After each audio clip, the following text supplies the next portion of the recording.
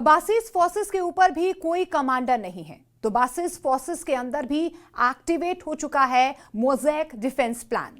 ये कोई आम मिलिट्री प्लान नहीं है। द सुफान सेंटर की रिपोर्ट के मुताबिक इस प्लान के तहत लोकल बासिस यूनिट अपने आप आजाद होकर काम करने लगती है। उन्हें किसी बड़े ऑर्डर की जरूरत नहीं होती है। वे खुद फैसले लेते हैं और खुद हमले करते हैं। अब बासिस फोर्सेस के ऊपर कोई भी कमांडर नहीं है, तो बासिस फोर्सेस के अंदर भी एक्टिवेट हो चुका है मोज़ेक डिफेंस प्लान। ये कोई आम मिलिट्री प्लान नहीं है। द सुफान सेंटर की रिपोर्ट के मुताबिक इस प्लान की तहत लोकल बासिस यूनिट अपने आप आजाद होकर काम करने लगती है। उन्हें किसी बड़े ऑर्डर की जरूरत नहीं होती। वो खुद फैसले लेते हैं और खुद हमले करते हैं। ईरान का मानना है कि वह अमेरिका या इजराइल से सीधे टेक्नोलॉजिक वॉर शायद जीत न सके, लेकिन मोज़ेक डिफेंस के जरिए वो इस युद्ध को एक लंबे और खूनी और थका देने वाले गुरिल्ला युद्ध में बदल रहे हैं।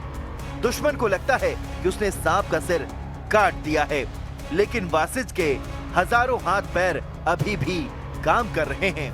ईरान के विदेश मंत्री अब्बास अरागची ने एक इंटरव्यू में कहा कि डिसेंट्रलाइज्ड मोज़ेक डिफेंस ईरान के लोगों को ताकत देती है और वो तय करे कि युद्ध कब और कैसे खत्म होगा।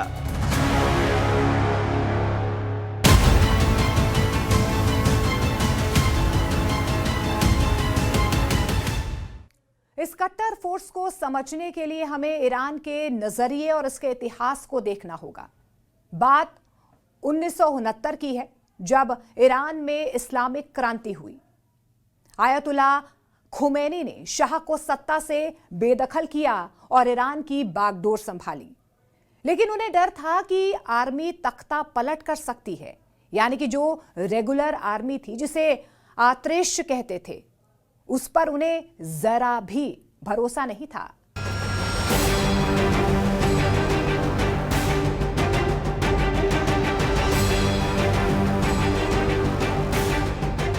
इसी डर से खुमैनी ने 25 नवंबर 1979 को दुनिया की सबसे बड़ी आर्मी बनाने का ऐलान किया। ये 2 करोड़ लोगों की आर्मी है, जो दिखती भी है और नहीं भी दिखती, जो एक फौज है और फौज नहीं भी है। समझिए कैसे। आज ईरान की जनसंख्या 9 करोड़ 30 लाख है और इनमें से करीब 2 करोड़ 50 लाख लोग बासिज फोर्स से जुड़े हुए हैं। ये आम लोगों की फोर्स है। साज़माने बासिज ए मुस्तजाफिन, यानी गरीबों और मजलूमों को मोबिलाइज करने वाला एक संगठन। इसी को बासिज फोर्सेस कहा जाता है।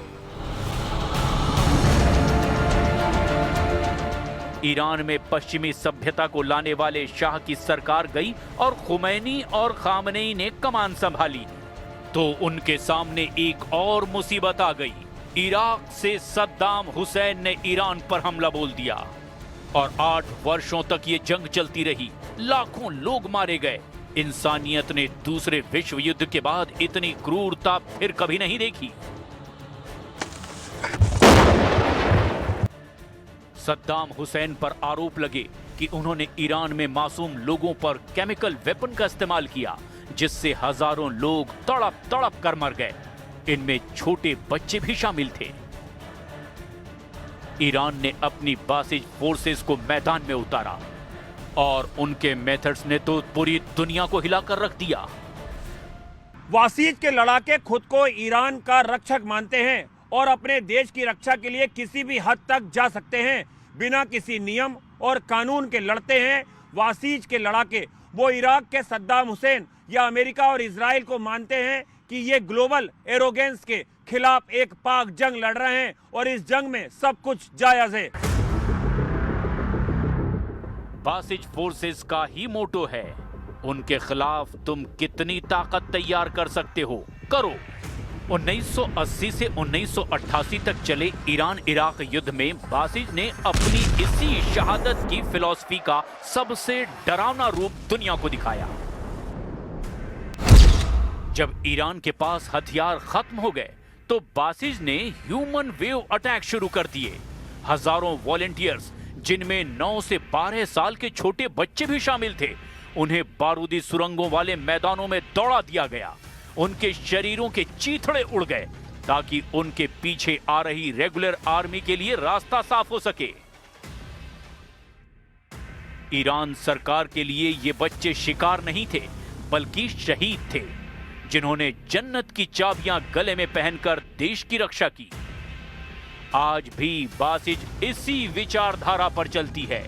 उन्हें सिखाया जाता है कि उनकी वैचारिक पवित्रता और मरने का जज्बा दुश्मन देश के किसी भी मॉडर्न हथियार से ज्यादा ताकतवर है।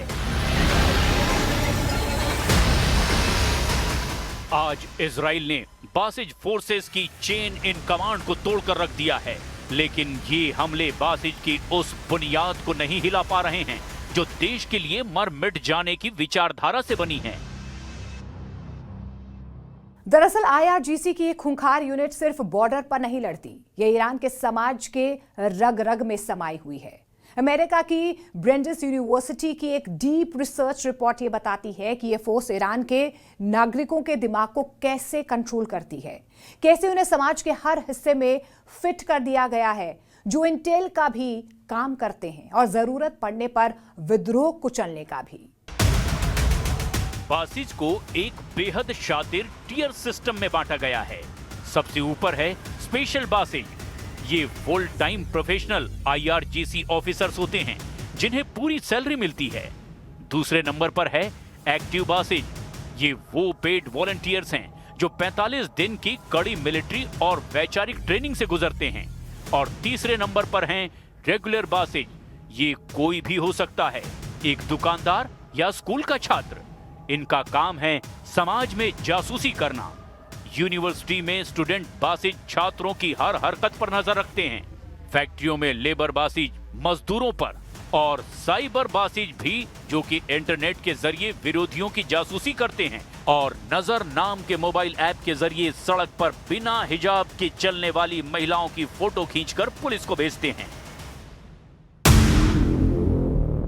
पिछले कुछ सालों में जब ईरान की अर्थव्यवस्था चरमराने लगी और अमेरिकी प्रतिबंधों की वजह से आई महंगाई और बेरोजगारी से तेहरान से लेकर ईरान के अमूमन हर हिस्से में आम लोगों में असंतोष फैलने लगा था, तो यही फोर्स समाज में उठ रही विद्रोह की आवाज को दबाने की कोशिश कर रही थी।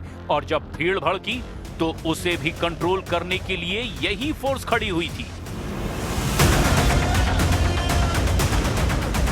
यानी जिस फोर्स को देश के दुश्मनों से लड़ने के लिए तैयार किया गया था, जिसे पाक मिशन के लिए बनाया गया था, वो एक समय में सुप्रीम लीडर की कठपुतली बन गई और यहां तक दावे किए जाने लगे कि बासिज फोर्सेस के जरिए नरसंहार किया गया। दरअसल रिक्रूटमेंट के साथ ब्रेन वॉश के लिए ईरान सरकार साले हिंद प्लान चलाती है। ये मस्जिदों में 15-20 लोगों के छोटे ग्रुप्स में बैठते हैं, जहां एक मौलवी या वासिज कमांडर उनके दिमाग में यही बात डालते हैं कि पश्चिमी देशों का पहनावा, म्यूजिक या इंटरनेट एक सांस्कृतिक आक्रमण या पश्चिम का जहर है। ईरान की सरकार के पक्ष में देखें तो बासिज कोई दमनकारी फोर्स नहीं, बल्कि वो इस्लामिक क्रांति को पश्चिमी देशों की बुरी नजर से बचाने वाली ढाल है।